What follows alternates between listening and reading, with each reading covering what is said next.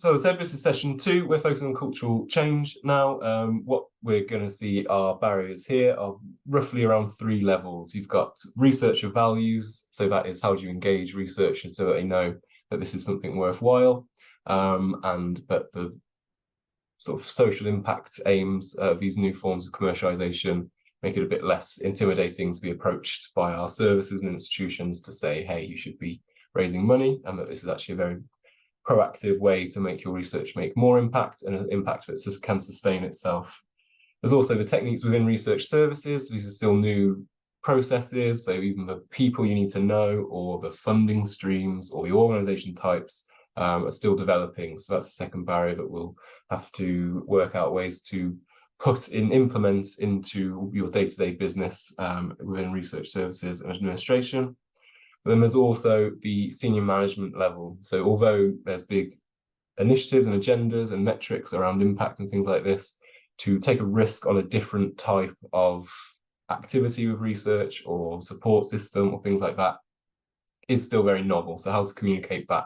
I've had experiences in different universities where people are saying they want this to happen, they want to see the sort of aims achieved, and even the processes have been cleared. But then when you send the email to someone to say, hey, Kate, we're actually now going to do it a little bit differently, that's when maybe a bit of friction can start. So how do we smooth out those barriers in different ways, whether that's communications with those groups, centralized sort of promotion of successes and different ways of doing it, or different forms of professional standardization, which obviously Praxis Oral and this community will develop towards in different ways.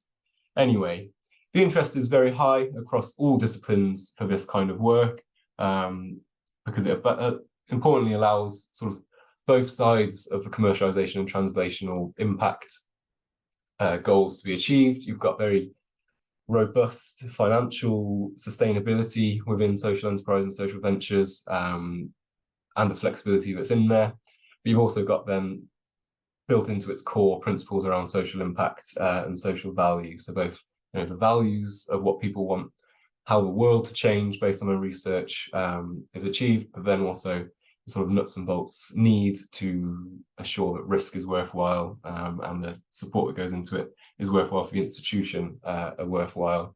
But also there's a flexibility in these newer forms of commercialization. If you're going out and either just partnering with organizations that achieve that kind of impact and putting your expertise in there, or developing a venture that could be a community interest company or a different organization with charitable aims, then there's still room in the future, if the academics feel that way and if the team feels that way, to move to either side of what's two extremes, either a limited company that can then go for more VC kind of investment if that's the appropriate one, or a charity which can then really be clearly defined within its charitable aims. But those two ends of the spectrum are actually quite a restrictive way to start. So how do we create a cultural change so that all these new diverse different ways of getting research out there that are in between those two ends of the spectrum are the right way to go?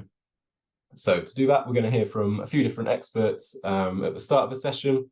Really grateful to be joined by Mark Mann, who's a trainer in different commercialization techniques and has worked in different universities, giving out different ways to get research out there, and has a great understanding of how that's being picked up by researchers and what the reality of that means to take that research out of the university. We've then got Shira from the Innovation and Research Caucus. We've got a really great bit of expertise in how that cultural change has been going already, what the thoughts on this are, what the reactions are at different levels in universities as innovation and enterprise are promoted more and more. And then we'll hear from the research councils, both ESRC and BBSRC, because it's, arts, medicine, and social science is going to need a lot more focus on social enterprise and social impact, because that's the values of researchers, not always, but to get the sort of commercialization and impact and translation coming out of those research disciplines, that's the main way to maybe make sure academics and the new processes go the right way. But also it's really important to remember that this is for all disciplines, and academics across all disciplines are really interested in these more diverse ways of creating impact, as well as seeing their research sustain itself and grow and increase in how it affects the world. So to hear from a sort of STEM facing council is going to be really fantastic, but also helps to remind us all that we're all at the beginning of this journey of changing both the nuts and bolts processes here, but then the wider culture. And maybe just to end this little bit, it's important, I think, to look at what I think will be the theme of this session of a sort of one small step helps the other small step. So we're not going to create huge cultural change without some successes in these areas, showing these projects going out there and showing a different way of commercializing research. But then those little bits of processes and the formalization of professional standards, which is the ultimate aim, isn't going to happen without then that wider cultural change of academics getting behind this, professional services seeing their job be a normal part of their day to be doing these things, and then the senior management getting behind that and linking to the wider sector changes that are going to create that support and recognition for it over time. And that's what I think sort of the time that academics need to start building in to do this, as well as everyone else who's probably getting this bolted onto their job that they've been doing for a long time to now also get some new projects to find new ways to get them out there. So before we just go to the speakers, I'll remind everyone that at the end, we'll move to a more sort of community-based part of the session. Now, we won't go to breakout rooms. No one has to speak. No one has to speak on behalf of any group or anything like that. But there will be a few poll questions just to start creating data, but it's the basis of what we're doing here, because if I can advocate for specific training, development, policy, and support, then that's really great information to go from there. But it also helps to define what the activities of the community will be moving on. So if it's dedicated further sessions, or if it's networking, training, resources, and hearing what the community want is exactly how we can go about that, making sure that's appropriate. And this is our community. It's not a training session from us to you to say, here's the answers. This is new for everybody. So the more people get engaged, the more people actively say what they want, then the more appropriately we can make sure these standards are put across different institutions, and that works both for the nuts and bolts reality of institutions and the values of academics, professional services, and senior management. So it might be a bit of discussion if anyone wants to react to a poll questions. That would be a really fantastic way of carrying on the community at this moment. But as I said, it'll be a prompt, few questions that we can go from and then see what happens. But before we get to that, then let's go through the speakers session. So we'll start with Mark Mann, who, as I said, is a fantastic expert in training commercialization techniques in different forms, and has a really, really fantastic experience of what it's like on the front line, should we say, of professional services, to see how these diverse techniques are landing and what needs to happen to keep that success moving. So Mark, if you're ready, carry on. I am ready. Thank you for introducing me there. And as I said to Arnie before the call, I can talk for about 2 or 3 hours. So Arnie, if I'm going off piste, you just hold me back and point me in the right direction. So I'm going to talk about my experiences. I started in tech transfer at the BBC, but I ended up joining the University of Oxford, and that's where I was for about 6 or 7 years. And now I got my own company providing training and intervening at universities across the UK and Europe.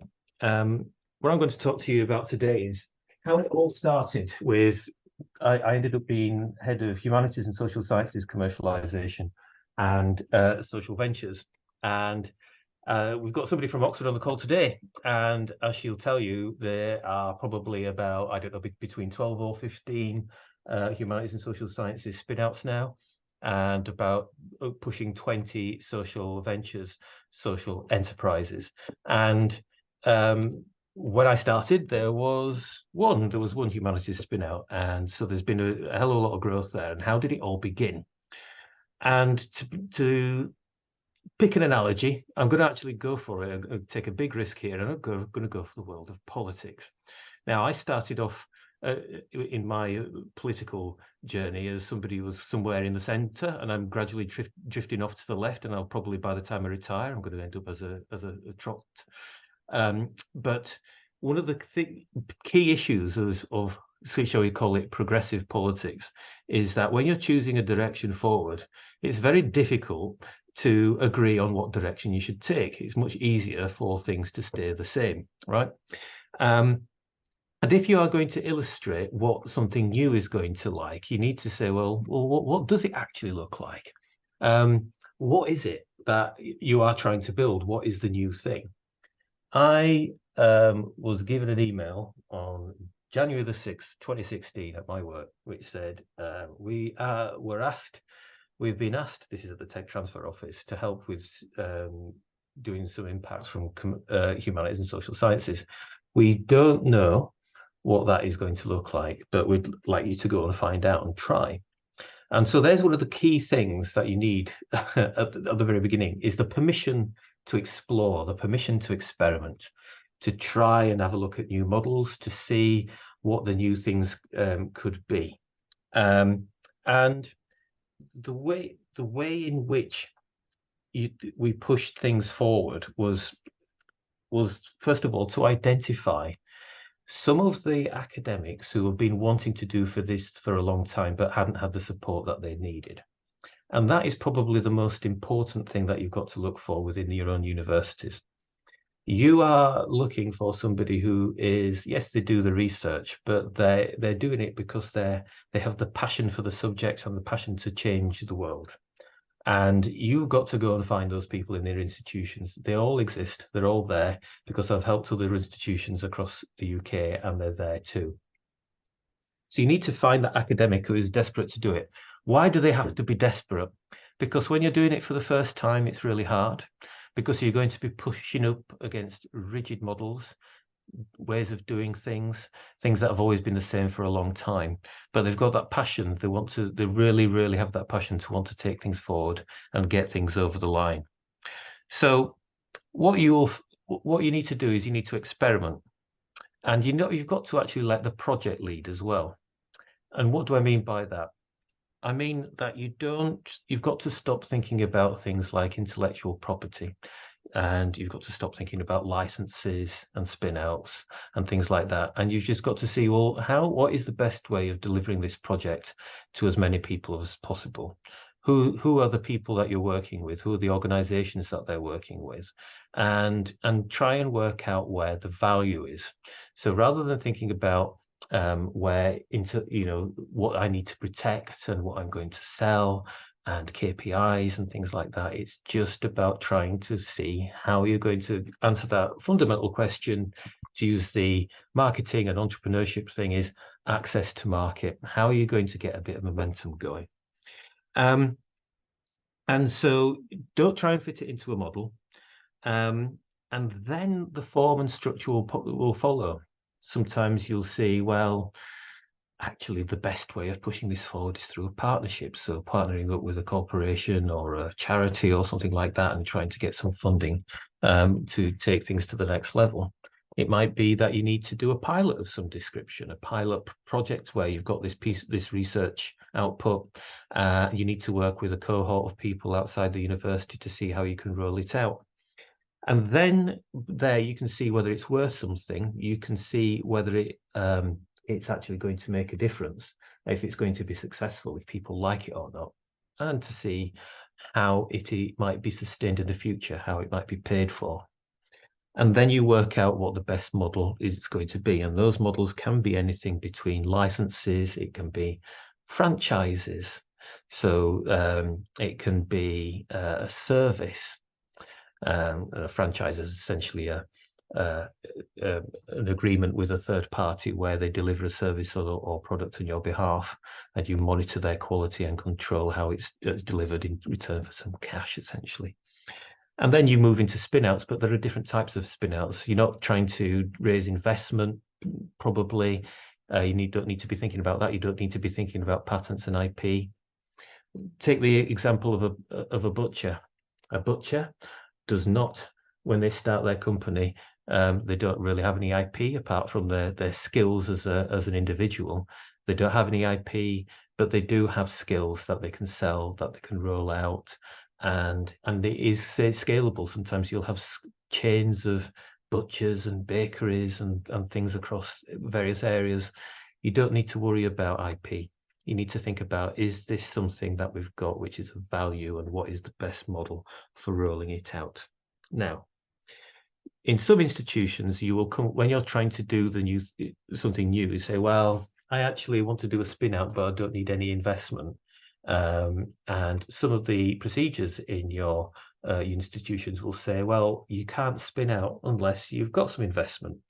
Well, this is where you need to you come into the rules and regulations of your own institution, and you have to be quite nimble in the way in which you negotiate with your leadership to try and get over those barriers.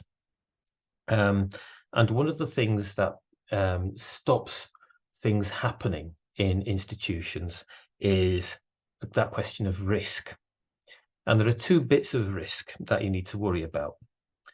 And one thing they'll be worried about is financial risk. Are we, by letting this out, letting one of the crown jewels that we should be out of the university, that we should be making money on ourselves? Well, I can assure all of you on this call that there is absolutely no money to be made out of humanities and social sciences commercialization for a university at all, directly. There is none. I have not found a model yet. It's just not going to work. For social ventures, and this is across the whole piece, whether it's sciences or humanities and social sciences, there may be models by which you can make lots of money, but you probably shouldn't for the university, right? It's not in keeping with what social enterprises and social ventures are for. However, one of the things I have been seeing with social ventures in the future is the way in which they have been jointly bidding for money and for grants and for as partners with their research groups. So you will find a social venture, for instance, often works very closely with the research group that it comes from. In a way, when you have a spin out, for instance, the investors are often trying to separate the company from the research group, because you have this question about IP and who's going to own it and who's going to pay for the license and things like that. The dynamics are completely opposite with social ventures. Social ventures, they want to work as closely with the university as possible. Which brings to the reputational risk, because that is the thing that is the thing that you really need to focus on. Now, the wonderful thing about social ventures is that if they've been put together properly, they're actually trying to have a positive effect on the world. So where's the reputational risk there? Well, you need to make sure that what they are doing is ethical. Now, so just as much as you are doing something when you do a piece of humanities and social science research, or you do some medical research where you have to go through an ethical panel before going out to do that research, you need to be thinking along the same lines for your commercialization from humanities, social sciences, and for social ventures as well, because you'll be interacting with people, and that is your biggest reputational risk. Are you going to cause some damage in the way that you're providing something to the outside world? So those are the risks, but the financial risks are zero, because there is no money to be made out of it. The money is to be made out of the partnerships and the additional funding that you can bring in once those social enterprises are up and running and working closely with their research groups. So what you need to do is incrementally work out how to get through all the various rules and regulations that you have within your own university, see how you can get over them. And those first few projects that you get over the line are going to be a hell of a lot of work. And then you'll review things at the end and you'll say, God, why was it so hard? How are we going to do more of this? And that's where you review the rules and regulations, and you say, actually, we don't need to do half of that stuff anymore. Let's get rid of this. Let's slim this down. And because people can see, why do they do that? They can see the worth in what you've done, the value in what you've done. You've got the progress, you can demonstrate the progress, and you've got something tangible. You can say, now I can see what it is that you're trying to do. This is what we need to do in order to do more. And that's where your culture change comes from. So you have to have that beacon project, that first project that you take through your institution, so you can show it to the leadership in your institution, wherever it may be. This is what success looks like. And in order to do more of it, we need to lower this barrier, and this barrier. With that beacon project, you'll have your other academics in the institution saying, oh, that's cool. I want one for myself, because we all know that academics are quite competitive people. And then that will build your pipeline, and gradually things will start shifting in your direction. And then the snowball gets bigger and bigger. And before you know it, you've got 30 new companies that you never thought you would have created. Where are we 7 years down the line? So You wanted me to finish at 30 there. There's 5 minutes for questions. Shall I throw it open to the floor, Arnie? Yeah, thanks so much, Mark. What a fantastic contribution to the session, both the nuts and bolts processing you get in there, but then how that feeds into a cultural change, of getting all levels involved and engaged in that. That's absolutely fantastic. So yeah, if you want to start firing off questions for Mark, we'll have a few minutes now, but I guess I could kick things off, and I would say what would be a useful question for this session on cultural change. What do you see is the biggest barrier? What's the first small step we should take? Is that engaging researchers to make sure they understand these new diverse routes, then meet both sides, the values and the sort of sustainability, robust nature of it? Or is it getting SMT to know, hey, that's what we're doing, and then this was going to lead to some successes, which obviously you've explained how it's a little bit feeds the other, which, as I say, will be a great theme of this session, but which you think is going to be the tougher fence to jump? I think it's more fundamental that the biggest barrier is fear. It's the fear of experimenting. And there's two things that need to be done in order to experiment. You need to be given time to do it. So there you go. What you find in some universities, for instance, is that they'll have, if it's social sciences that you're trying to commercialize, you'll have 80%, somebody who's working 80% on, say, biology, and they're only allowed to spend 1 day a week doing social sciences. Well, it's not enough. I mean, you need to buy more time in order to experiment. So that's one of the things that you need. You need this permission to fail. No KPIs, no success rates. I want you to get 3 licenses and all that sort of stuff. Forget about all that. But it's that permission to experiment and to try new things, and that fear. And you'll see in some institutions where it's so top-down controlled, and there are so many processes and procedures that people just go, I just don't want to take the risk. We don't have that culture in our organization. And so that is the fundamental thing that needs to change. It doesn't need to be somebody right at the very top. It needs to be somebody in middle management to say, like a head of a tech transfer team, for instance, or a head of a knowledge exchange team, say, go on, I'll cover your ass if something goes wrong. But just go have a go, see what happens. Excellent. There's a couple questions come through here. Some showing a lot of support for the sort of routes you're talking about, which is absolutely fantastic. One from Raj, which I was going to jump into as well. When you said there's absolutely no money to be made from humanities and social science. No. So I want to be very clear on that. There is no money to be made for universities from humanities commercialization, right?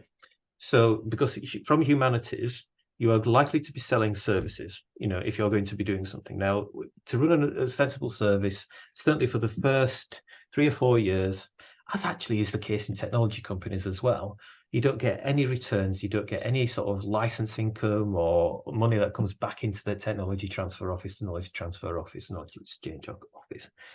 What you should be focusing on is building sustainable, growing companies. Now, and the other thing is about when you're building a service company, you obviously, if it's a spin out, your university will take an equity stake in that company, right?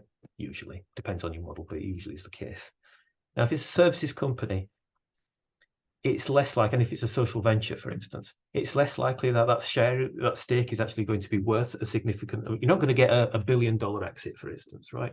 It's there as a mechanism for making money, for selling services, for paying people, all that sort of stuff. And the priority should be on keeping that company going first. But then they're less likely to be companies that you're going to sell in the future. We have examples where they have. But I'm talking about the majority, and you need to be thinking about, well, what's going to work in the majority of cases. Excellent. Thanks so much. It's great clarification, and I agree with that much more. Kay has also asked for some examples. Now, before we go into specific examples, just for the last minute or so, I thought you said a really, really important point, which was starting to allude to the idea of joint research bids between what might be a more commercial vehicle and then the academic, which can then build in the research itself, or can build in the sort of market research side of post-research, which we're going to talk about a bit more next week. So that's a specific institutional platforms out of universities session. But it is a great point to talk about. So maybe if you've got a little bit more of a sort of an example of where that's worked, that would be fantastic. Or then the examples themselves of any organizations that you've seen be successful. Because I know I've joined your training, heard a few more events from you. I know there's a couple of really fantastic ones you're personally connected to. So yeah, any examples in those areas, that'd be fantastic. Okay. Examples from typical examples. So we did a poverty accreditation company from international development. It measures poverty in companies according to various dimensions, which are based on research. It then provides an intervention to say this is what you do to bring your staff out of poverty, and remeasures you. You can see that, and more people come out of poverty, you move up a scale, and you can see that you've got an accreditation mechanism developed. That generates an awful lot of data. That data goes back into the research group. The research group does gets more insights on the basis of it. It approaches a large bank, for instance, to say, well, this is what effect money can have on solving poverty, which they're interested in, because banks are interested at the moment in developing social bonds. Bank goes into partnership with the spin-out company and the research group to do more research, to develop a model to work out how you could make social bonds based on this data.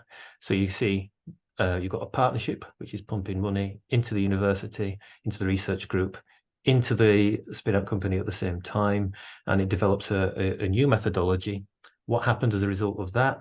The spin-out created a spin-out of itself to commercialize the data that came from that project, which is now called Wise Responder, and is now selling that data in a responsible and ethical manner to further reduce poverty around the world. So there's a sort of a detailed example of it, but I've seen things in education, I've seen things come from politics research, I've seen all based on methodologies, ways of doing things, where it's solving a problem for people or for organizations, or reducing costs and things like that.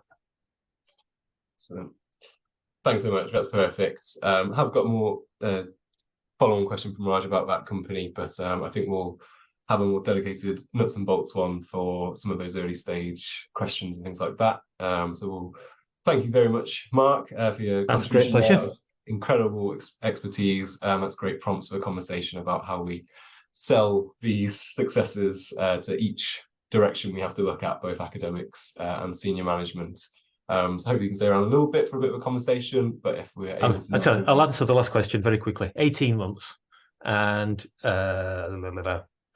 ESRC. There you go. Excellent. Thanks very much. All right, thanks. Really appreciate it. And hopefully you can pop in and contribute in different ways to the community as it rolls on and some of these questions continue. So thanks again, Mark. We're now going to move to... You're muted, Arnie. Thanks very much. That is Shira introducing herself. So if you wanted to carry on now, talk a little bit about the Innovation Research Caucus, the phase that went before, what you're moving on to now, and the incredible expertise you've got about how these changes are landing in different parts of the university. That'd be fantastic. Thanks, Arnie. It's always interesting after 4 years almost that we're still struggling with the mute button. Thank you so much, Arnie and Praxis as well, for inviting me to speak today. I thought I should begin by firstly introducing myself. So my name is Shahira Abdurrahman. I'm known as well as Shira. I am a senior lecturer at Oxford Brookes Business School and one of the early career researchers, co-investigator at Innovation and Research Caucus, which is otherwise known as IRC, and we were formerly known as Innovation Caucus. So as a quick introduction, our role at the IRC is to bridge academics and policy actors in the spaces of research and innovation. We use robust academic evidence to support UKRI in developing evidence-led research and innovation policy strategies and decision-making. So basically, we provide insights into what works, where, and why. So as part of my role, I've conducted research together with one of our stakeholders, the AHSS, so the Economic and Social Research Council, to find evidence on the challenges of commercialization of research out of social science as well as appetite among social scientists to pursue commercialization. Although my focus was specifically on social sciences, I see definite crossovers with the wider AHSS disciplines and insights into the wider commercialization of academic research in general. So I guess this is sort of the reason why I was invited to speak today, which is to speak about some of my findings surrounding cultural barriers to commercialization. I thought we could start with filling up a poll, Arnie, if we could.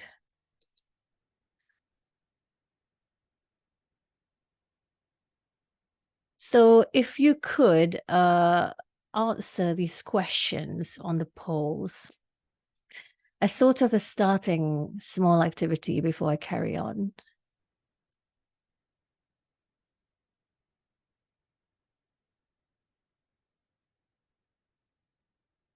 So can everybody see the polls?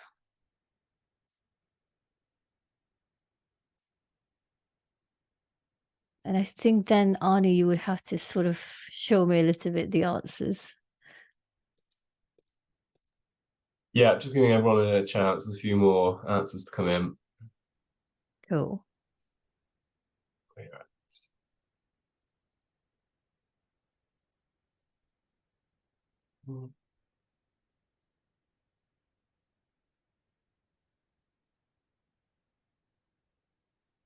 Great, that looks like it. So I'll share that now. All right, let's have a look.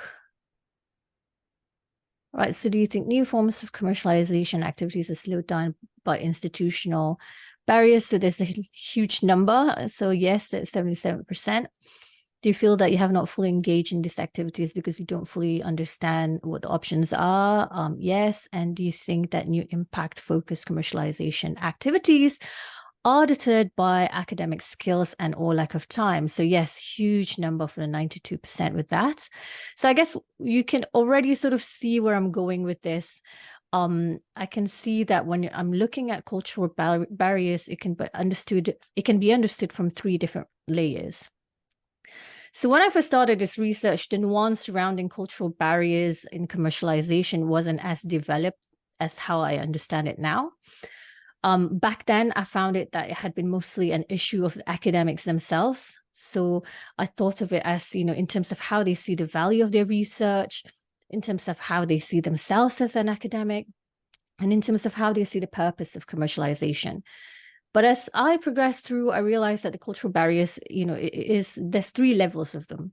So institutional level, at the knowledge exchange level, and then also the individual academic level themselves.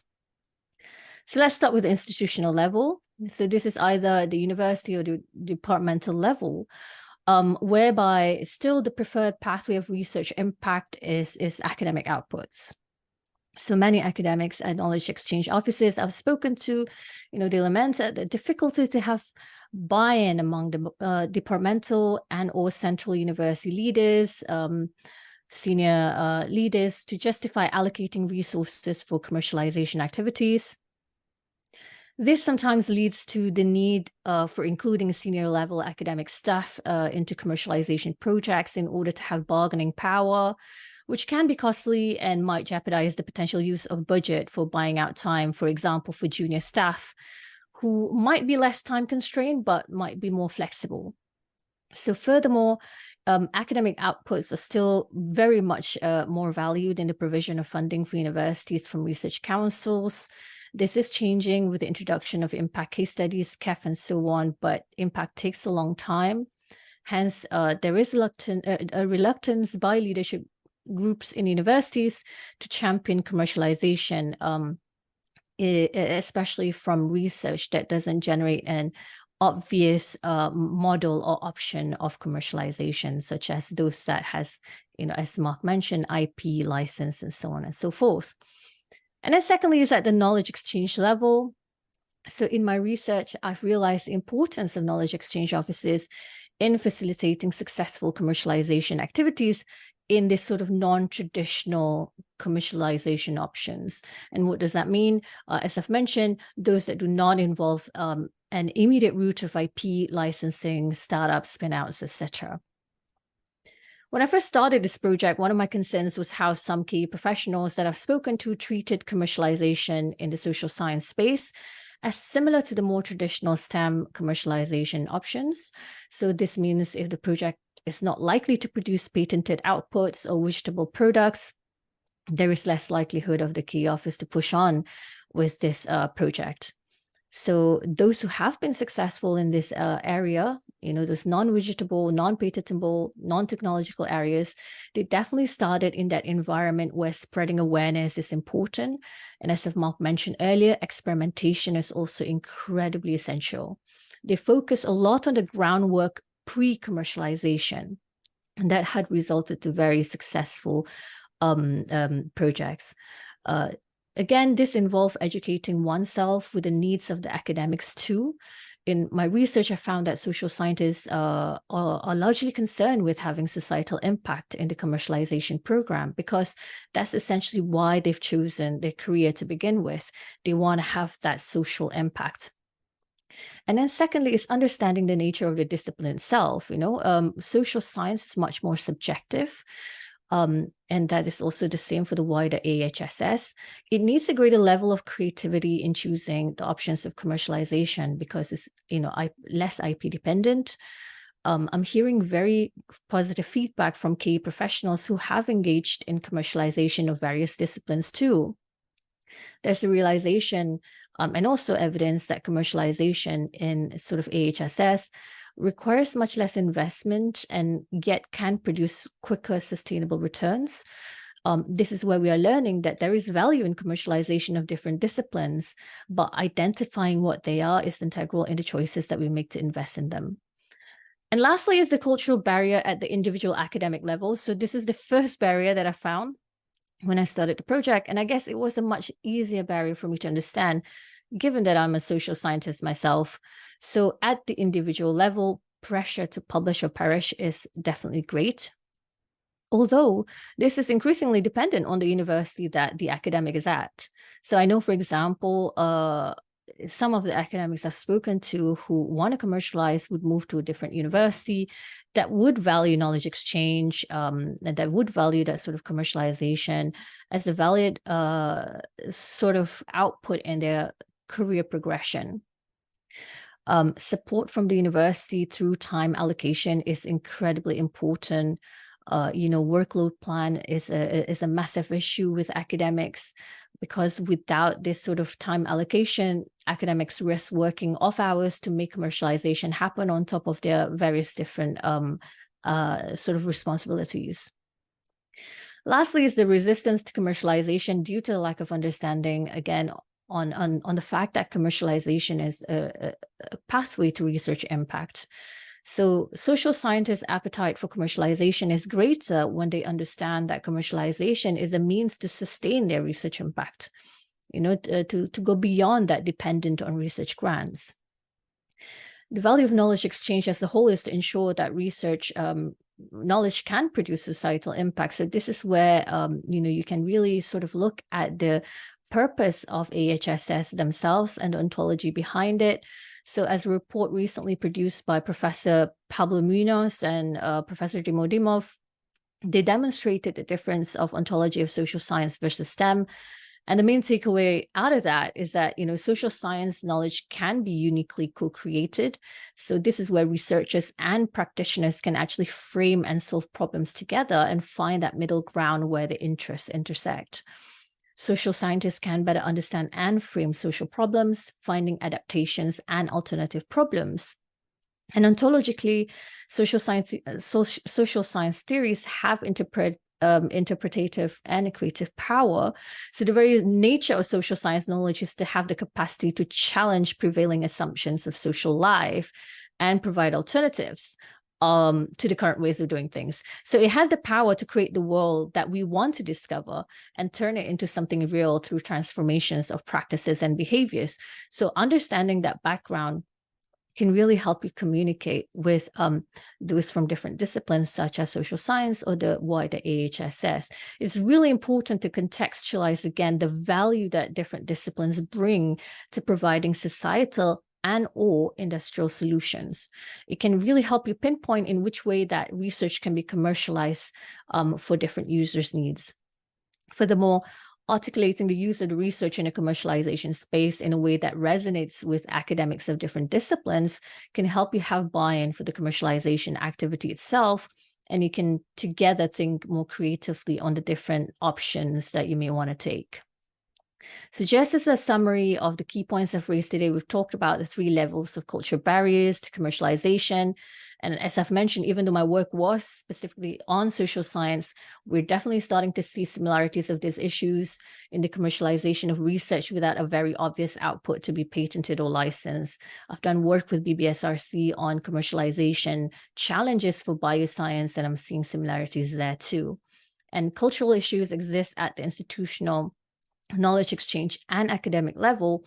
And to tackle these problems, you have to start thinking about them from that sort of systems level point of view, and then honing down to the individual academic themselves.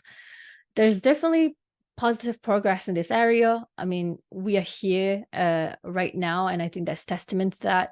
I think the future of commercialization would see more interdisciplinary collaborations, because there is an increasing realization that the best type of commercialization of research could be the ones that combine different sets of expertise from different disciplines in order to reach success. All right, so there is very amazing work happening. I'm really pleased to be here today. And with that being said, I think I can now wrap up to take some questions. So thank you again for having me today. I'll drop my details on the chat. Great, thanks so much. What an incredible talk and some really great experience of how these are changing, how these processes are changing and being picked up by the sector. One quick shout out was that there will be a session in the new year that's specifically about metrics and a few things like this that might have sort of fill up this conversation a little bit more. But just a quick question as people start firing stuff off into the chat would be, I feel lent towards the senior management institution side of the barriers as being the first sort of small step to take that then allows academics to create great projects and successes that we can then sell back to SMT, and that will, that oscillation will create a cultural change. Have you had any thoughts personally about what might be the best way to promote that change to sort of sector leaders or members in senior management team are going to help create that space and recognition for academics? Would it be just showing success? Is it specific policies? Is it promotions or language about what this is? I think research councils are doing really good jobs at this. Definitely from institutional level, when councils such as ESRC or HRC is funding commercialization activities, there is definitely something to be said from the KE office themselves to the senior management to say, hey, look, this is something that is valid and recognized at the council level. So I think having buy-in from research councils and a push from them is definitely seeing changes within the institutions themselves. I remember having this conversation when I first did the research a couple of years ago, and then again when I did it last year. Some of the key offices that I've spoken to are the same ones, and they were much more reluctant a couple of years ago, and I saw that sort of spirit changing, that sort of interest changing, and they were asking how to do so, where can I get resources. And I think things like the impact acceleration account is also really helpful for this, and it has definitely started a lot of those who are working in the space started with spreading awareness first, and spreading awareness is not just for academics, it's also for the senior management as well, and I think those things are changing. Great, thanks so much. And to move back to the other small step that's going to help it, going back towards sort of academics' times and skills and things like that. In your experience, do you find that academics are reacting positively to this and see the barriers as a nuts and bolts, how my workload is configured throughout the week sort of support question, or do they see the sort of senior management teams in their departments saying that this is just purely now going to make money out of it without a sort of understanding of what impact might be involved? It really depends on which university you're talking to, but those who are embracing societal impact will understand the impact part a little bit better in terms of commercialization. I don't think workload plan has changed very much. I've spoken to those who have actually, social entrepreneurs within a university who have struggled still with that. And I must say, those who are successful are, as Mark said, very passionate and very desperate, and that therefore pushing for success. However, once they have been successful, the usage of the case study for the university can really help sort of change that cultural barrier. And I wouldn't say that's a cultural barrier. I found that it's a system barrier, and starting to recognize, for example, that this is a valid pathway for career progression, because a lot of AHSS entrepreneurs or academic entrepreneurs do not want to leave the academic setting. They actually want to be still involved in the university. So I think, having that sort of encouragement from senior leaders to say this is a valid career progression can really help. And I think I'm curious to see what's going to happen in the next CoP round, and if that actually is going to push this change even further. But as I've said, seeing Praxis do this is already a massive change for me, in comparison to when I first started this. So I think, definitely the change is felt across the board. And the UK is definitely at the forefront of this from my research. Excellent, great to hear it, and great to have you a part of the conversation as we co-produce what those answers look like, and have members across the sector be a part of what we need to advocate for and get put into place to make these changes continue to grow. So thank you so much, Shira. That was an incredible contribution. There's details in the chat of how to follow up with the caucus and Shira directly, and hopefully you'll be an active part of the conversations as we move on. So we'll move on now quickly to Norian at BBSRC.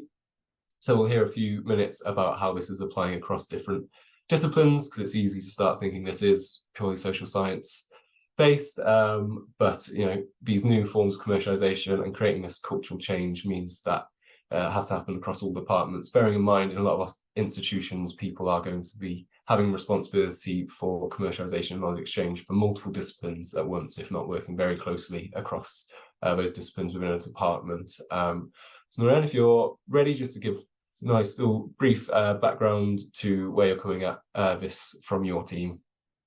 Yeah, of course. Thanks, Arnie. So my talk is going to be very, very short compared to everybody else's. So I'm Norian. I'm head of enterprise and ventures at the Biotechnology and Biological Sciences Research Council, so the BBSRC. And so what my team focuses broadly on is really how can we help the commercialization of bioscience technologies and help early stage startups raise investment. And also, how can we help support academic researchers in the biosciences become entrepreneurs? So both in terms of the skills, but also in terms of that cultural change piece, which Shira was alluding to.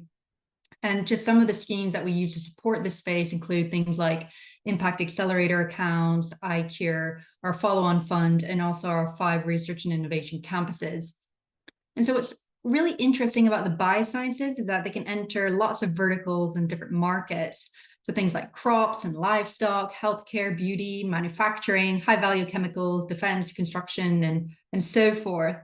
And so in similar fashion to the social sciences, really finding out what is the right market for a bioscience technology and how to navigate that particular sector is a real challenge. So everything we need to do is really multidisciplinary in nature, not just with the other STEM disciplines, but also with the AHSS disciplines.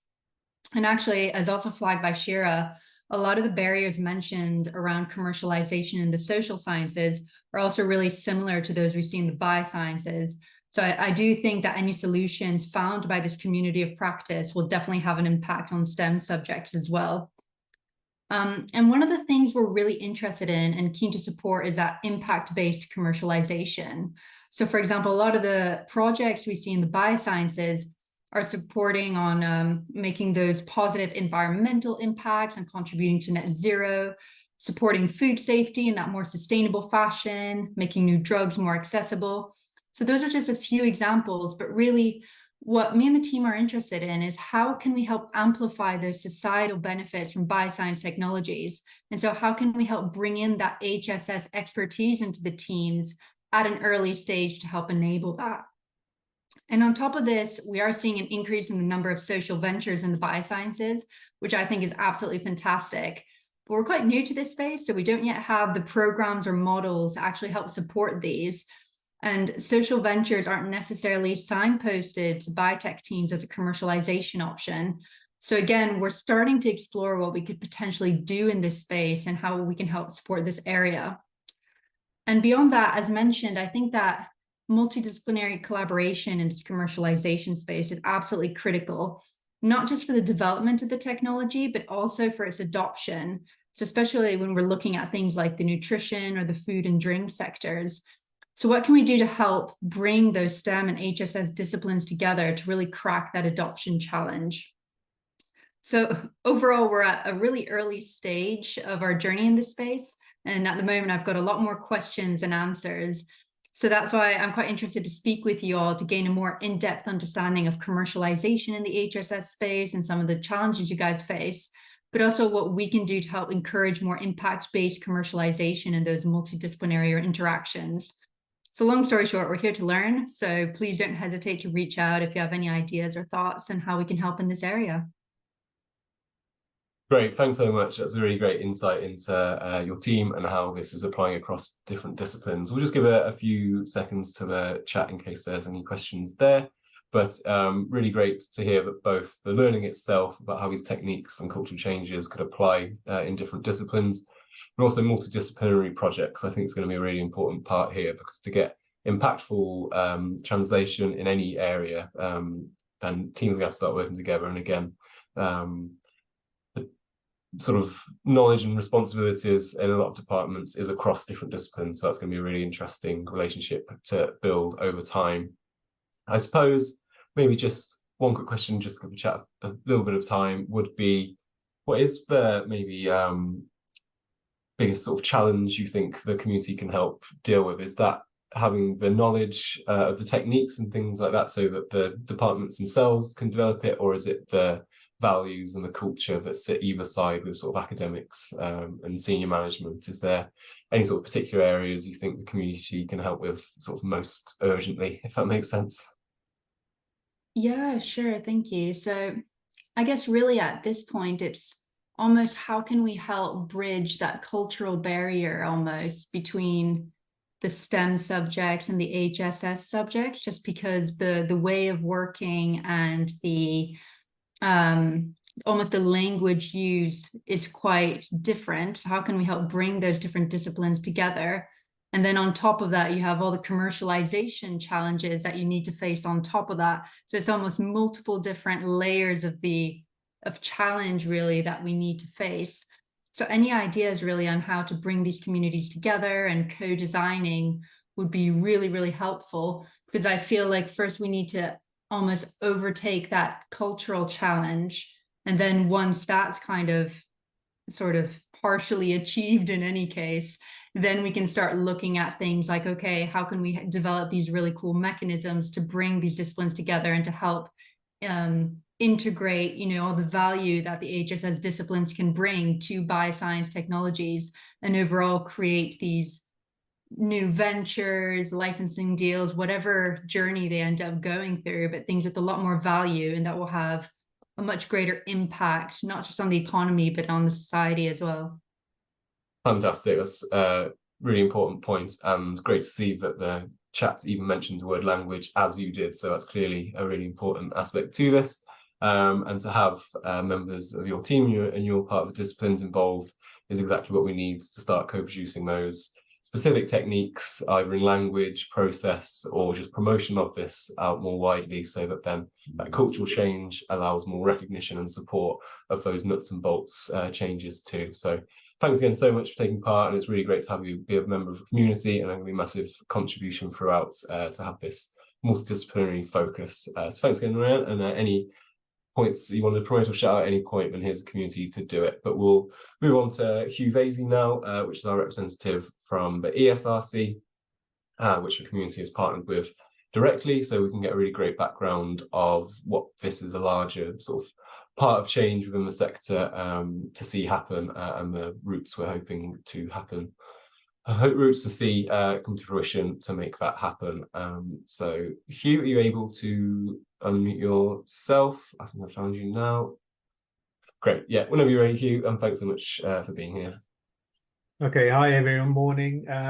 So this has been a bit of a journey for ESRC, and you've had Shira talking to you earlier, so you'll have heard part of the story about when we initially went out to really find out about what the appetite and the readiness levels was to do commercialization of social science in that case, and then increasingly looking into arts, humanities and social science.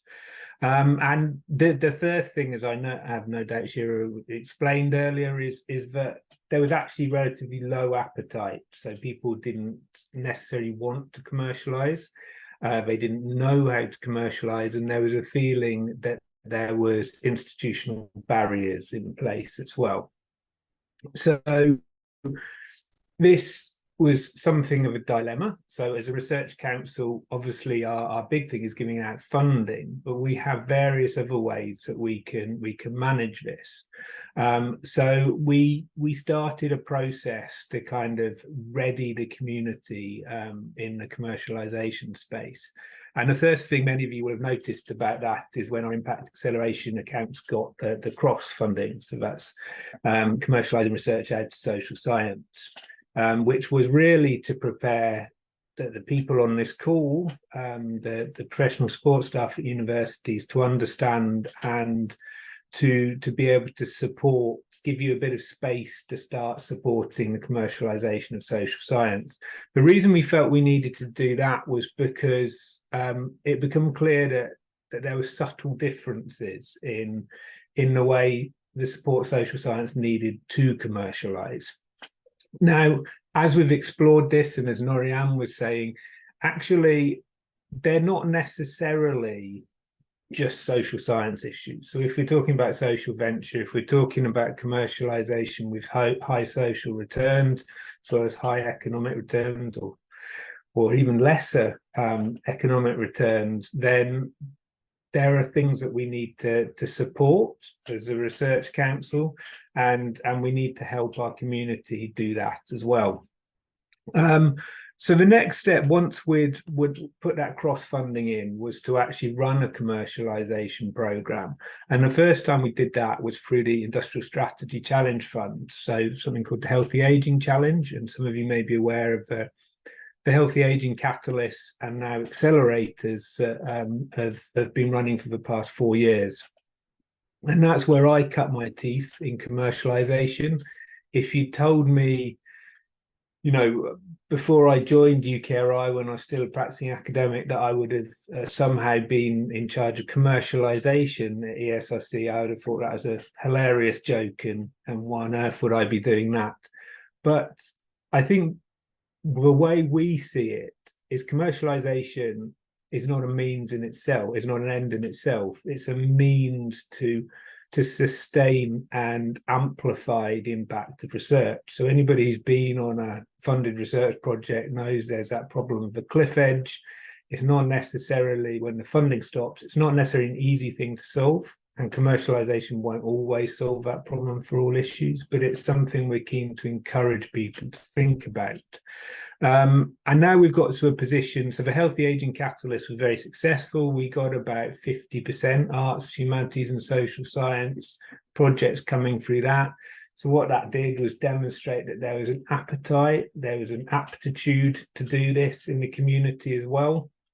But we needed some subtly different support to do it, which we ran through the Healthy Aging Catalyst.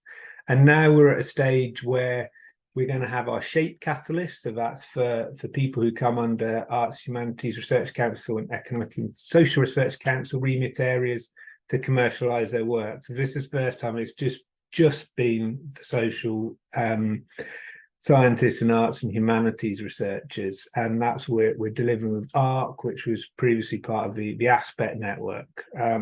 So that's a really exciting thing to do. As Noriand explained as well, there's things to be doing around multidisciplinary commercialization in the future as well, and hopefully that will come. I think the other thing to note in this area, well, there's twofold things about continued support. So one is that the impact acceleration accounts of the new Way 3 impact acceleration accounts that started this year all have commercialization as part of their core ask. So they all need to support that. And the other thing to remember is that the doctoral training partnerships that are coming online soon also expected to support enterprise and entrepreneurship training. And the idea there is to really support our community from that earliest period where it's practical to do it. So in sort of doctoral training programs, to understand being an entrepreneurial researcher. And that doesn't necessarily mean you're going to commercialize. It doesn't necessarily mean you're going to leave academia, but it's to think in an entrepreneurial way about your research. So not just thinking about publishing, not even just thinking about influencing policy, but all those other things you can influence. You can influence through commercialization. You can influence businesses. You can influence policy. You can influence directly to community organizations. So I think this is where it sits for us. It's really about making sure we're using the full breadth of approaches available to us to ensure the impact of social science is sustainable and it impacts on as many people in a positive way as it can. So I think that's a brief tour of how we got where we are from ESRC's point of view.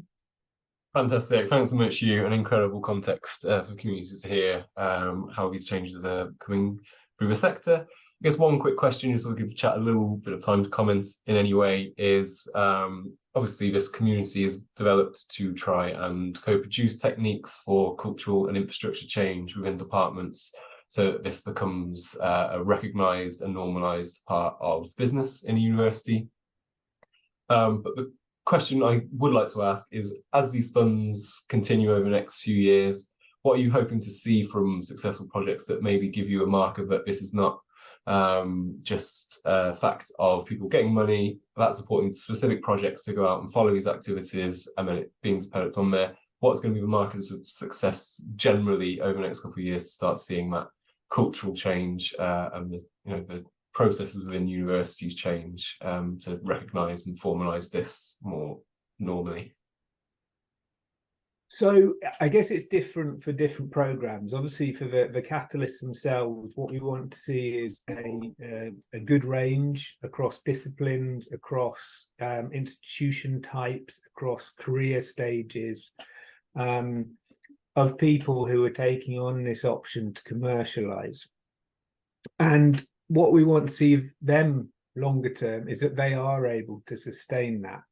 Now, this is kind of developing a new ecosystem on the fly, in a sense. So there's a lot of other things around that need developing. Not all of these are under the UKRI's control. So, for example, the UK has a different market for commercialization than, say, the US. And the question is, do we have a sufficient support for particularly social impact focused investment? There are some things. Whether we can encourage that to grow is another thing. But what I would like to see, what success looks like, is we're getting a nice broad range of commercialization activities that are managing to sustain themselves, still going in 5 years' time. I'm less worried about their turnover. What I'm more concerned about is that they're impactful, and impactful in a whole range of ways. And that can be in the UK or it could be overseas. It could be about building connections and other things. Some of these will fail, and that's fine as well. It's not purely a success if you're not going in 5 years, but it's ensuring we've got a build up of skills in the community. So that's amongst academics, that's around the whole suite of people who are supporting them in universities and beyond. And we have a thriving ecosystem is really what I would like to see. That's my aim for commercialization.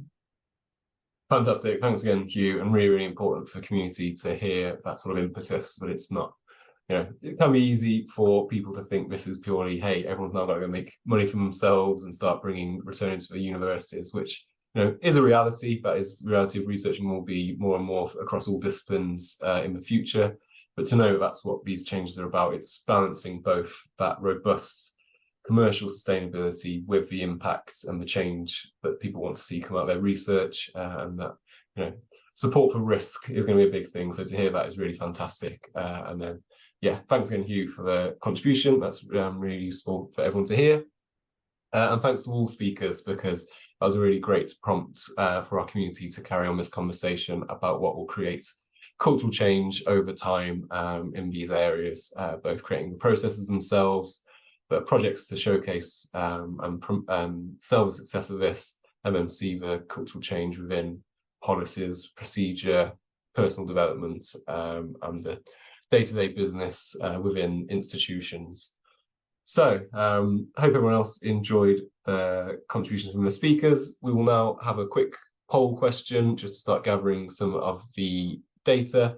But we can then start building either branch out activities around dedicated training or things to sort of shout about and say this is what the community need to see. So I'm just going to fire a poll off now, which should reflect some of the conversations we've already had in the session anyway. But if you just take a minute to think through a few questions we've got there. And then we might have a little bit of a deep discussion about the answers we get.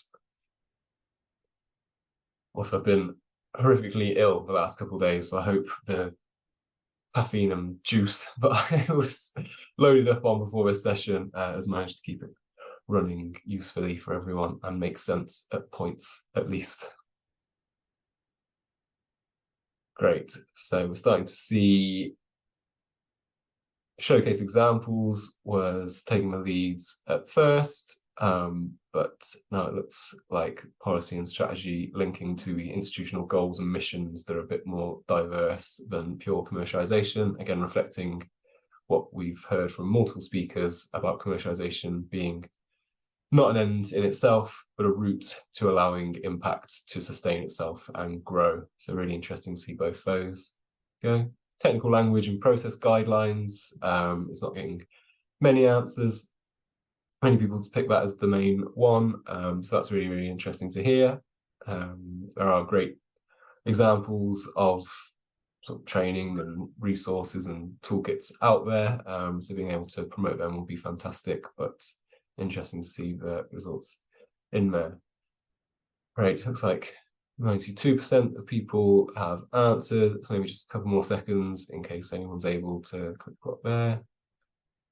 Most important aspect in this is going to be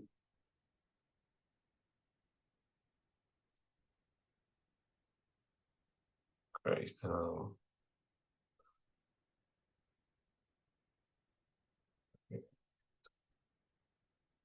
Excellent. Right, that might be it. So I'll end the poll there and share it so that everyone can see. So hopefully you can all see now that showcase examples has taken the lead slightly as the best route that you feel would be most effective in doing that first sort of step that will help the other steps in creating this cultural change. I did include in that option that it could be spin-outs itself, but as it's so early in the process, whether more wide independent organizations that have managed to be successful social enterprise, social ventures, or tackle global challenges in themselves, but sustain themselves and grow and become a very powerful, impactful entity out there in the world would be useful in promoting the need for this cultural change. So it would be really, really interesting if anyone in the community has any thoughts on which side of that is most likely or realistic to start translating and communicating out to different parts of the sector. Does anyone think that independent organizations that are not connected to universities at all, or have maybe been connected to universities but gone out and done this by themselves, would still be really useful ways to sell this change and the success that's available here? or do people feel that that won't sort of land with the nuts and bolts mechanisms of universities, and we need strictly spin out examples to start communicating this and promoting it and selling the need to support the risk that's involved? Anyone has any thoughts, pop it in the chat or pop your hand up and we'll be happy to hear from you.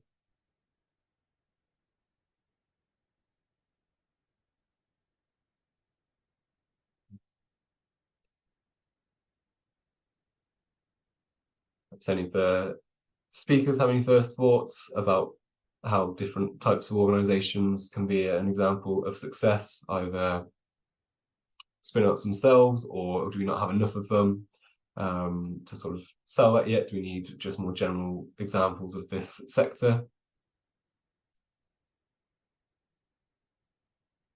Could I speak maybe? Absolutely, carry on, Chair. Thanks very much. I was thinking, you know, Aspect and ARC and all these great examples were brilliant in sort of having this sort of first showcase of great case studies.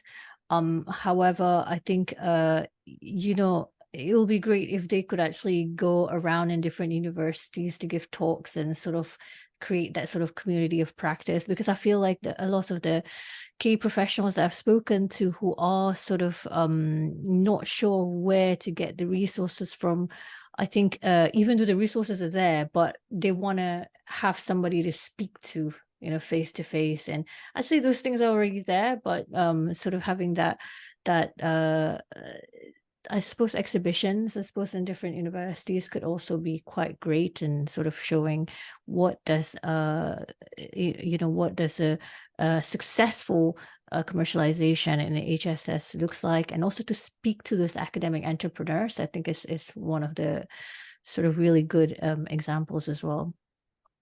I also feel that it needs to be a variety of, like, not just big universities. And this is where I think the Aspect membership is really important, because they have so many partners that are coming from different sort of universities. And I think that's really, really great as well. Great, thanks so much. And yeah, Aspects and a couple of other really important pipelines and examples of best practice that exist across the sector. Exactly what the community is here to connect people to, and make sure that learning and success is a part of how we create that cultural change. So really important point there. A fantastic way to maybe bring the discussion bit to a close for now. So I'd just like to thank the speakers once again for taking part. Really fantastic contributions for the community to hear where this sort of change is coming from, and how to balance both technical policy changes to then the barriers that exist at each stage, both through academics' values and understanding of this, their workload, the technical expertise and processes within professional services departments, and then the understanding and the support that comes from senior management and sector leaders. And it's been really fantastic to hear your thoughts on this, especially with the polls, because we can now carry on and set up more dedicated activities, either sort of dedicated network, training, policies and advocacy based around those. So that's really fantastic. Just a quick shout out for next week, which is the enterprise platforms within institutions. So back to a really nuts and bolts session next week to hear some fantastic examples from a few different institutions in different parts of the UK, where academics and links to enterprise systems outside of universities have already been set up. So we'll have the knowledge and expertise of what's worked to develop organizations, to create best practice and reliable pipelines that are exactly what we need to then start shouting about. So it'd be really great to hear what has been successful in creating that, what has been maybe more of a challenge in getting either people engaged, getting organizations developed, or then bringing that into the wider ecosystem of the institution. So that'd be a really fantastic one. And from that, we can start to develop a sort of governance within the community itself to say, how do different regions take leadership of that? How do we then share that capacity across the sector so that no department feels sort of isolated in developing that enterprise and getting it out of the university? And then some of the other questions about what are big global challenges, themes, or types of research that this enterprise can start to sort of be grouped into to again make it a very effective way that universities individually and individual professionals are both getting best practice and professional development for sure, but then linking to a wider ecosystem of this support, so that it's not so much need to take each project and start from scratch about how to get that out. Of course, there'll be different nuances to each project. It's not going to be one size fits all, absolutely, but it will be a fantastic starting point to start having shared platforms and infrastructure and key players, and bits of success and best practice to share. Among that is exactly who you're going to hear from next week. So yeah, as I said, really fantastic to have all the speakers join us. Hopefully my voice was understandable in its weathered state, and my general spirit this week was okay, but fantastic session and great to have you all be a part of this, and yeah, look forward to more branch out events based on the content of this session and some conversations that will go through the developing platforms that we have to develop and formalize what some of the answers we have here, both in nuts and bolts process and then the cultural change, the promotion and communications more widely. So thanks again, everybody. I will stay on for a few minutes if the community, so anyone wants to chat about what we're doing this session, any ideas for the future, any contributions at all, you're absolutely welcome to stay and have a few minutes with us. But again, thanks everybody, and have a nice weekend when it comes in a few hours.